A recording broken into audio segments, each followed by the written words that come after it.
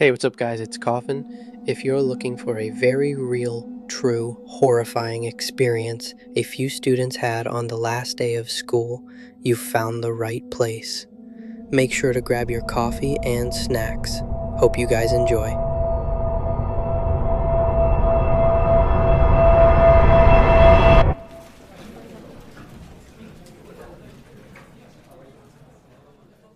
This happened to me 3 years ago, on the last day of school when I was a junior, and to this day I'm convinced it's the only reason me and my two friends are still alive.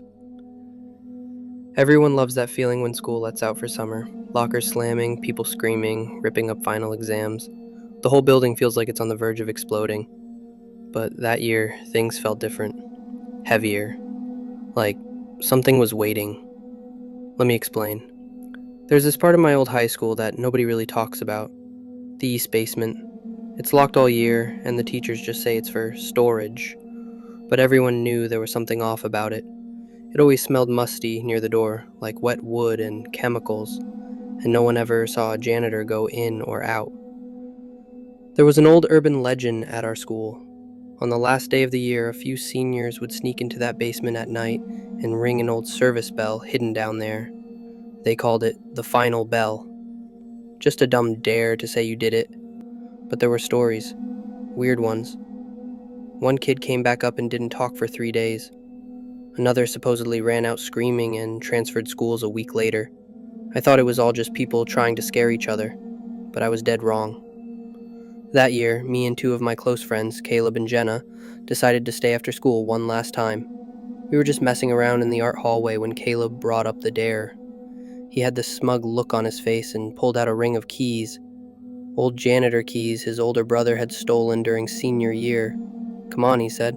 "We'll be legends." I didn't want to look like a coward, so I went along with it. We waited until the halls were completely dead, like 1:30 or so. All the teachers had cleared out. The school was dead silent. We walked down to the east hallway and Caleb started trying the keys. One of them clicked and the door creaked open. That smell hit us immediately, like mold and something old. The air felt cold, heavier, almost like we were stepping underground. We turned on our flashlights and started walking down the narrow stairs. I remember how quiet it was, like the kind of quiet that makes your ears ring. There was graffiti on the walls, scratched desks piled in corners, and a ton of stuff just rotting down there. It felt forgotten, almost like the rest of the school didn't even know this part existed. And in the middle of it all, just like the story said, was the old service bell, mounted on a wooden post with a long rope hanging from it. Caleb looked back at us, grinned, and pulled the rope. The bell gave off a low metallic echo. It didn't sound right. It vibrated through the air longer than it should have. We all laughed nervously at first, but then, somewhere in the back of the room, we heard movement, like someone shifting their weight behind a pile of boxes. Jenna whispered, "Did you hear that?" Caleb shined his flashlight toward the back corner, and that's when we saw it. A figure, pale, still, watching us. It looked wrong. His face was too smooth, too pale, his clothes soaked like he'd just climbed out of a sewer. He didn't speak, just stared. I remember my heart racing. We thought maybe it was some kind of ghost, a hallucination. We stood frozen for a second until suddenly it moved. Fast. It sprinted straight at us. We screamed and ran for the stairs, pushing each other and tripping over piles of junk. I looked back once and saw the man full-on chasing us, and that's when I knew this wasn't a ghost. He was real.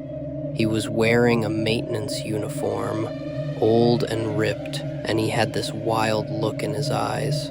His skin was scratched up, like he'd been hiding down there for days, weeks. We hit the stairs and practically shoved Caleb up them. He dropped his flashlight and it shattered. We made it to the door and slammed it shut just as we heard him hit the stairs behind us.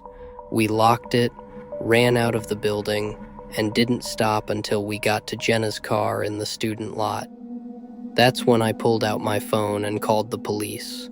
It didn't take long. Within 20 minutes, multiple cruisers pulled up. We explained everything, what we saw, what he looked like, how we barely got out. They searched the school from top to bottom. For almost 2 hours, nothing. Then they opened the old janitor's closet and found him, crammed inside, breathing heavily, barefoot.